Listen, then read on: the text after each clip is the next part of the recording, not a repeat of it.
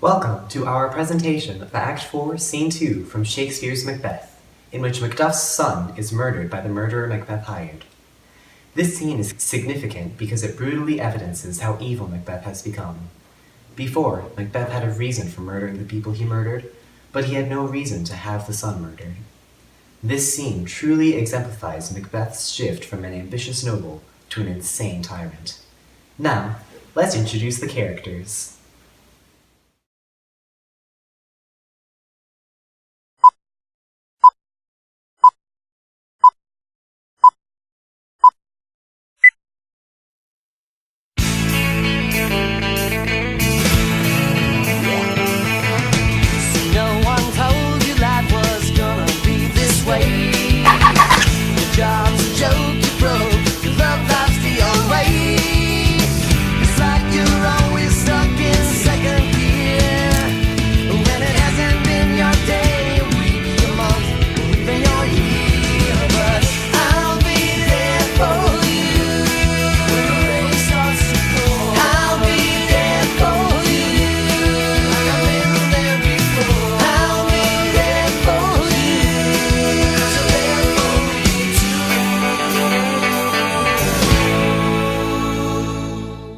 What had he done to make him fly the wind?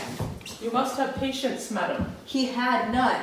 His flight was madness. When our actions do not, our fears do make us traitors. You know not whether it was his wisdom or his fear. Wisdom, to leave his wife, to leave his babes, his mansion and his titles in a place from whence himself does fly. He loves us not. He wants the natural touch, for the poor wren, the most diminutive of birds, will fight her young ones in her nest against the owl. All is fear, and nothing is the love. As little is the wisdom where the fight so runs against all reason. My dearest coz, I pray you school yourself. But for your husband, he is noble, wise, judicious, and best knows the fits of the season. I dare not speak much further, but cruel are the times where we are traitors and do not know ourselves. When we hold rumor from what we fear, yet know not what we fear, but float upon a wild and violent sea. Each way and none. I take my leave of you. Shall not be long, but I'll be here again. Things, at the worst, will cease, or else climb upward to what they were before. My pretty cousin, blessing upon you. Father he is, and yet he's fatherless. I am so much a fool. Should I stay longer, it would be my disgrace and your discomfort.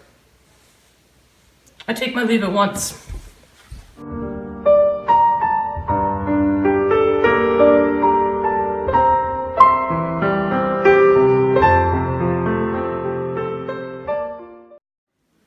Sirrah,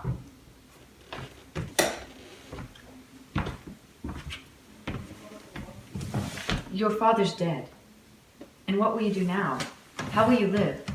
As birds do, mother. What, with worms and flies? With what I get, I mean, and so do they. Poor bird, thou'dst never fear the net, the lime, the pitfall, nor the gin. Why should I? Poor birds they are not set for. My father is not dead, for all you're saying. Yes, he is dead. How wilt thou do for a father? Nay, how will you do for a husband?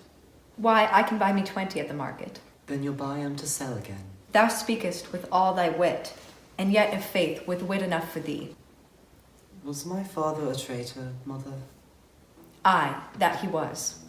What is a traitor? Why, one that swears and lies. And be all traitors that do so? Every one that does so is a traitor and must be hanged. And must they all be hanged that swear and lie? Every one. Who must hang them? Why, the honest men. Then the liars and swearers are fools, for there are liars and swearers enough to beat the honest men and hang them up. Now God help thee, poor monkey, but how wilt thou do for a father? If he were dead, you'd weep for him. If you would not, then it were a good sign that I should quickly have a new father. Poor prattler, how thou talk'st. Bless you, fair dame, I am not to you known, though in your state of honor I am perfect. I doubt some danger does approach you nearly. If you will take a homely man's advice, be not found here hence with your little ones. To fright you thus, methinks I am too savage. To do worse, to you were felt cruelty, which is too nigh your person. Heaven preserve you, I dare abide no longer. Whither should I fly? I have done no harm, but I remember now I am in this earthly world, where to do harm is often laudable. To do good, sometimes accounted dangerous folly. Why then, alas, do I put up that womanly defense to say I have done no harm? What are these faces? Where is your husband? I hope in no place so unsanctified where such as thou may find him. He's a traitor. Thou liest, thou shag-haired villain. What? You egg? Young fry of treachery? Murder! Murder! He has killed me, mother! Run away, I pray you!